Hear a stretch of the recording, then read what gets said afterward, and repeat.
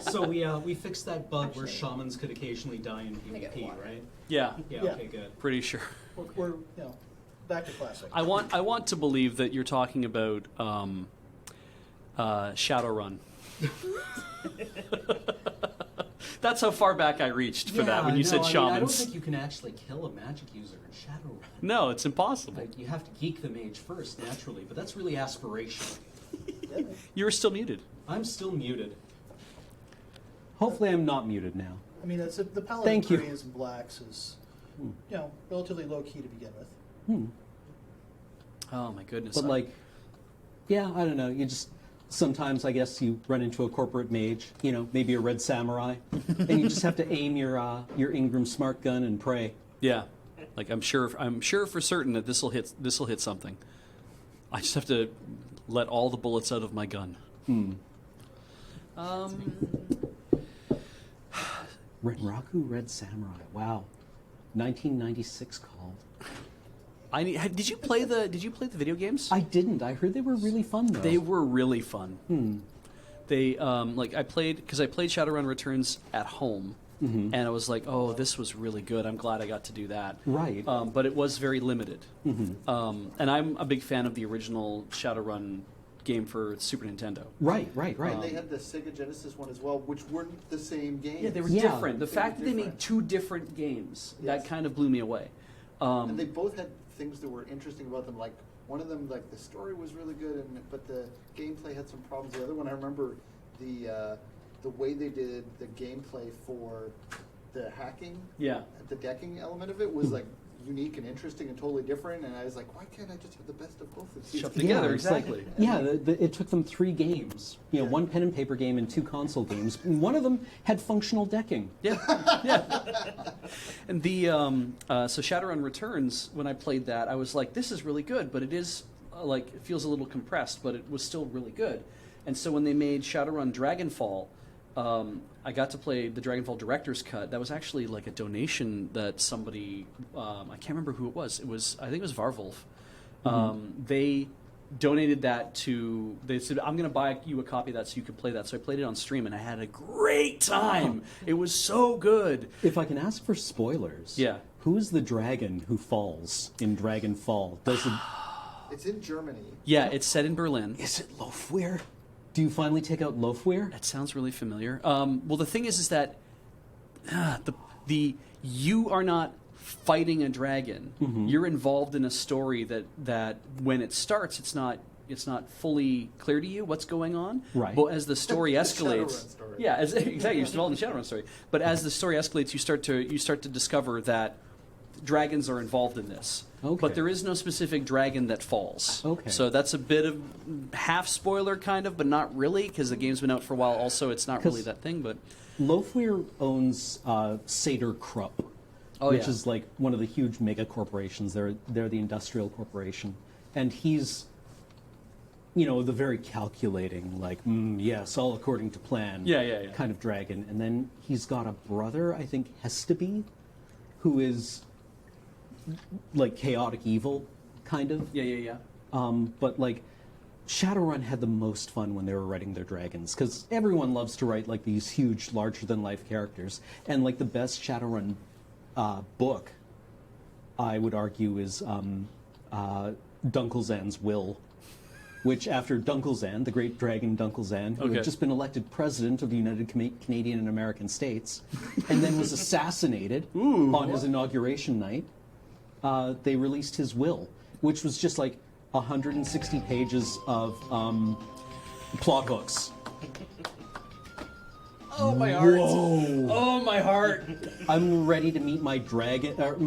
You were a dog shaman, weren't you, in the Nintendo game? Yeah. Oh my god.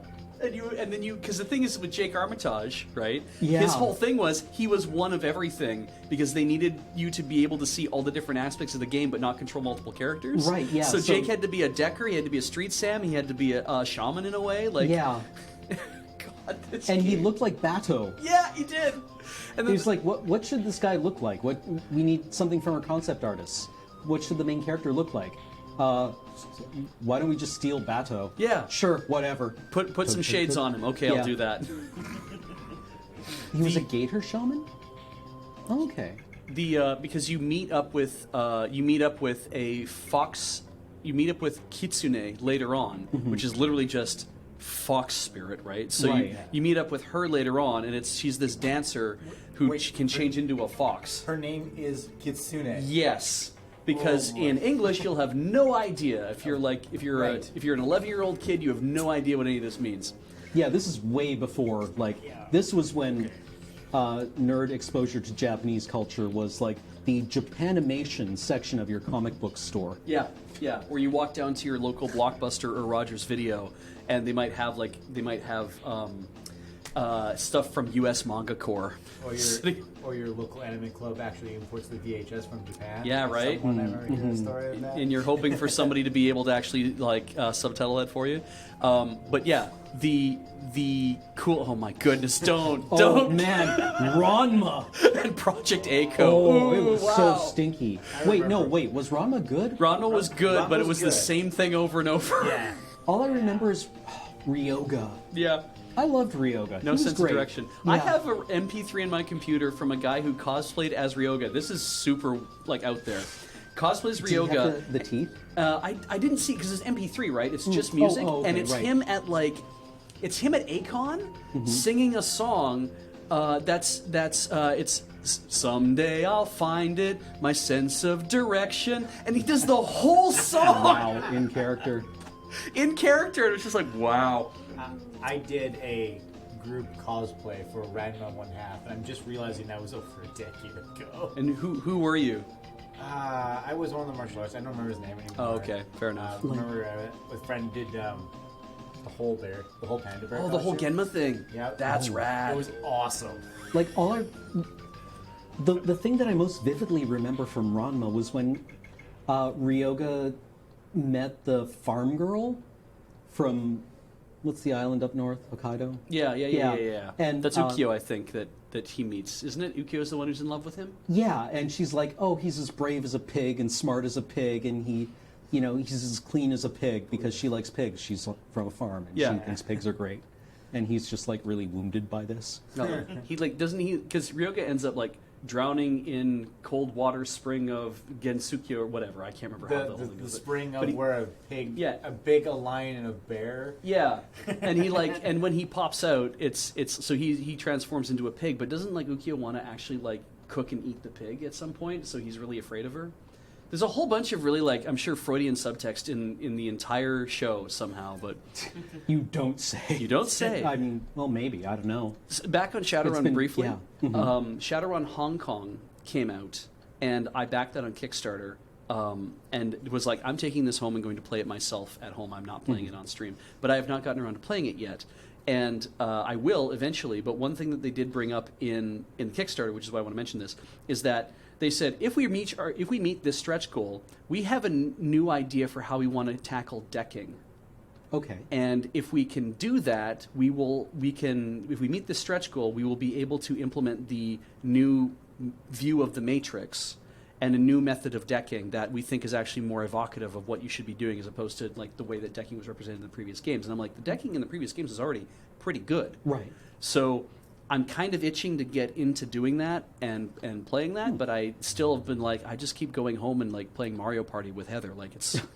I'm not really feeling as pushed to do it, but I run into blocks like that where I get a new game and I'm I'll have to learn how to play it. yeah. Maybe I should just sit down and play Stellaris for 14 hours again. Right? That seems like a good use of my time, actually. Yeah. Yeah. So yeah, I should and play everyone's not those. pushing me to this. It's yes, I will get on it. I promise. I will get on playing Shadowrun Hong Kong. I promise. Because I love that setting, but it was a mess. Shadowrun went places.